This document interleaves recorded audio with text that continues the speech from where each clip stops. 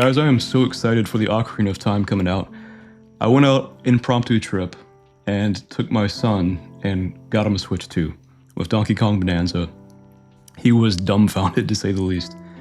It reminded me of going back in the 90s and those moments when my dad would go pick up a Sega Genesis or getting the Nintendo 64, and all those memories came rushing back. And just to see that look of happiness and joy on his face, it was just really touching to me. I think we made a good memory today. But a friend contacted me today and he kind of blew my mind. He said, look, what if the Ocarina of Time remake is some kind of a sequel? Now, it may not be, it's probably not, but it was an intriguing idea.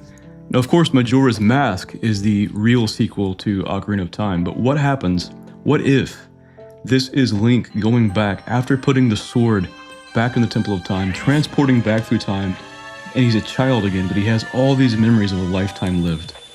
And he has to go on a new adventure with no one knowing who he is. Maybe between Majora's Mask and Ocarina, but it made me think how perfect that would be to now be in our 30s through, well, I don't know, early 50s, the fan base for this game, the original fan base. How cool would it be to have a lifetime of memories and just putting the sword back in the Temple of Time, back in the stone, being transported right back, pick up where you left off with a new adventure. I don't think that is likely, but how cool would that be? Or how cool would it be if that's the sequel to this game?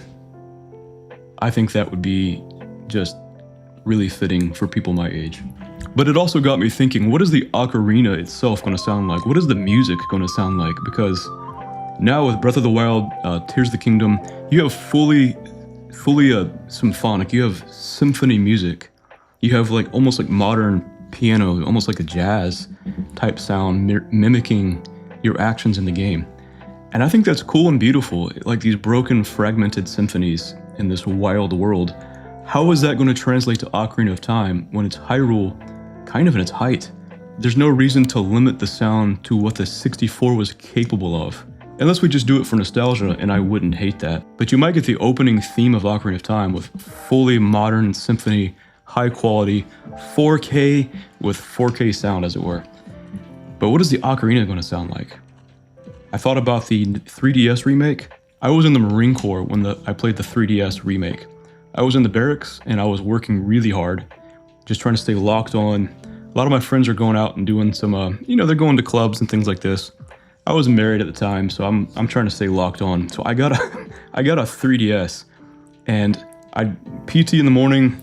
I go to my school during the day, and then I would go run many more miles or hit the gym, and I go back to my barracks and study, and then I'd lay in my rack, and I just play Ocarina of Time.